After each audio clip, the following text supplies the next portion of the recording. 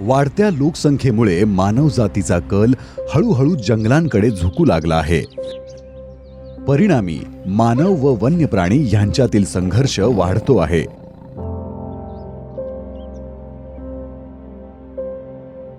महाराष्ट्र राज्यातील अशाच एक चंद्रपूर जिल्ह्याला मोठ्या प्रमाणात लाभलेल्या जंगलामुळे जंगलालगत राहणाऱ्या रहिवाशांना अनेक वेळा वन्य प्राण्यांशी संघर्ष करावा लागत होता.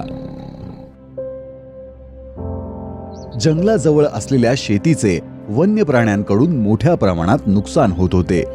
सांबर, रानडुकरे व इतर वन्य प्राणी रात्रीच्या वेळी शेतात घुसून पिकांचे नुकसान करीत होते.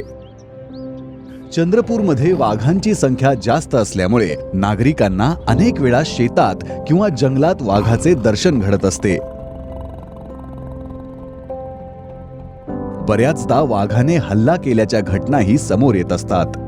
या सगळ्या समस्यांना आळा कसा घालायचा व मानव वन्यजीव संघर्ष कसे कमी करायचे असा प्रश्न मध्य चांदा वन विभागापुढे उभा होता.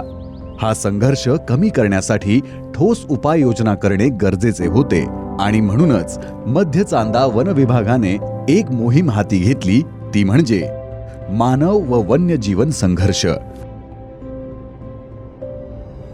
यात प्रामुख्याने जंगलालगत असलेल्या शेतजमिनींना सुरक्षित जाळी बसवण्यात आली, जेणेकरून वन्य प्राणी शेतात धुडगूस घालू नये आणि पिकांचं नुकसान करू नये. जंगलाला लागून शेती असल्यामुळे जंगली प्राणी शेतात येत जात असतात. तर वन विभागाने जाळीचा कुंपण लावला शेतकऱ्याचा नुकसान होऊ नये म्हणून, आणि त्यामुळे थोडा तरी फायदा शेतकऱ्याला होऊन राहिला आहे. यात पोंभुर्णा, राजुरा तसेच जिल्ह्यामधील अनेक ठिकाणी सुरक्षित जाळी बसवण्यात आली. परिणामी वन्य प्राण्यांचा शेतातील संचार कमी झाला व शेत पिकाचे नुकसानही कमी झाले.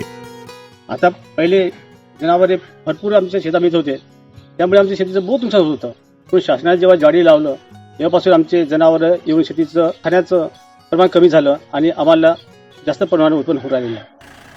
त्याचबरोबर वन विभागाद्वारे कर्मचाऱ्यांचे विशेष पथक तैनात करण्यात आले, जे रोज दिवस रात्र जंगलालगत असलेल्या गावांमध्ये पहारा देतात. तसेच गावामध्ये दवंडीही दिली जाते, ज्यात गावातील लोकांना सावधगिरीच्या सूचना दिल्या जातात. वन विभागाच्या या उत्कृष्ट कामगिरीमुळे मानव व वन्यजीव ह्यातील संघर्ष कमी होऊ लागला आहे. क्षेत्रामध्ये प्रवेश करू नये, तसेच सदर वाघ गाव शिवारात येण्याची आणि मानव व वन्य प्राणी सहजीवन कसे होऊ शकते याचे उत्तम असे उदाहरण मध्य चांदा वन विभागाने यामार्फत जगासमोर आणले आहे.